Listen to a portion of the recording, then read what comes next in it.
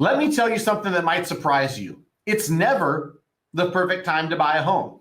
Not in 2008, not today, and definitely not 6 months from now.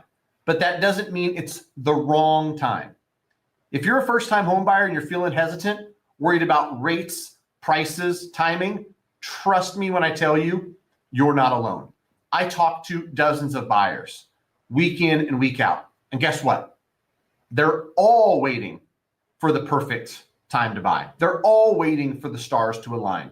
Spoiler alert, they never will. It will never be the perfect time. Let's talk about why hesitation is costing some people thousands, and why taking action, even in an imperfect market like the one that we're in today, can set you up for long-term wins. Here are the 3 top things I hear from first-time home buyers that have them in this stuck on the fence predicament that you might find yourself in. First and foremost, and I hear this probably every single day, interest rates are too high. Partly to do with perspective, right? Yes, they're higher than they were in 2020, but rates are temporary. You can refinance. You can't go back in time and buy that same starter home for $50,000 less, but you can, if you buy that home today, refinance in the future at a lower rate that will save you money. Now, that doesn't solve all your problems, right? But it's something to think about. Another thing I hear almost every single day is, I'll just wait for prices to drop. These prices are too high for me, right? Just like interest rates are too high. Well, markets don't just crash just because we want them to. Economic downturns, good homes in good neighborhoods hold their value. Like, waiting for prices to drop, I see more often than not people spending tens of thousands, if not hundreds of thousands of dollars more, because prices don't drop just because you want them to. Lastly, I hear a lot of, I'm not ready yet. I literally had this conversation yesterday, and I told these clients, because I really had empathy for them, nobody feels ready. Buying your first home is scary. It's really scary, right? It's a big decision. It's a big commitment. It's a big payment, but it's also how millions of families start building wealth. It doesn't have to be perfect timing, but you do need a plan. Let me tell you a story in regards to that. This is a story that I shared with the clients that I spoke with yesterday. In 2006, at age 26, my then girlfriend, now wife, and I bought our first home. And we bought our first home with an 80% first and a 20% second. I won't bore you with the details of how bad the loan was, but our monthly mortgage payment between those 2 loans was $2,800 a month. And that was almost 20 years ago. $2,800 a month felt like the moon. We did some things to make it work. One of her friends moved in, one of my friends moved in. We didn't know the term house hack in 2006, but we did it. The point of the story is, it was scary. And when I look back, I'm so glad we did it. 20 years later, that house is now an investment property that we moved out of 11 years after we bought it in 2017. The tenants pay down the mortgage. The mortgage is lower than it was when we bought it because we refinanced to a lower rate, like a lot of people in today's scenarios will do. And it has gained a couple $100,000 in value. Even though, if you looked at this investment in 2009, 10, and 11, some people might have said, holy cow, you bought in 06 and it's worth less. If you hold real estate long enough, it goes up in value. And rents go up. Tenants cover the bills, and then in a few years, they cover the bills plus a little bit. A few years after that, they cover the bills plus a lot bit. And then eventually, you have no mortgage, and they cover the taxes and insurance and a lot, right? And that's how people build wealth over time. Enough about us. Here's what I tell every first-time home buyer. There is no timing the market. Now, I want you to feel financially stable, and I want you to be in a place where you feel good about buying, but don't look for perfect conditions, right? You don't want time in the market. You want time in the market. So be prepared and be financially stable and then go out and buy. I have a chart I just wanted to share real quick too, because I think this is valuable for people to see. Let me pull this up.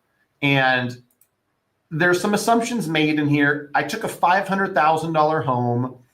I took a $2,500 rent. Now, the neighborhoods that $500,000 homes exist in, I think people are getting $2,800 now, maybe $3,000 for some of the nicer homes.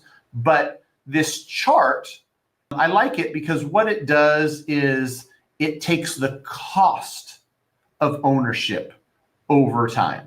Because we know that you're going to pay for a roof on your head, whether you rent or whether you buy. And so the ownership trajectory factors in that your house is worth something and your mortgage is being paid down. And so you've got equity, right? Net cost after equity.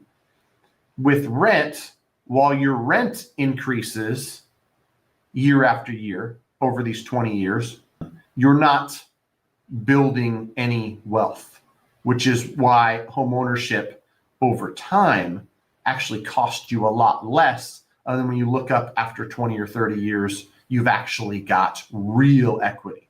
For anybody who follows home ownership stats, one of the most common ones is that homeowners on average have a net worth 40 to 45 times higher than renters. The main reason is this: they're forced to save this equity over time because their monthly mortgage payment pays down their balance while the house appreciates over time. And this is based on 4% appreciation. However you slice it, if you look at homeownership over any length of time, it's a win. Now, exceptions. You're going to move to a market for a year or two and have a job and then move out. You might consider renting. And that's why everybody's scenario is unique.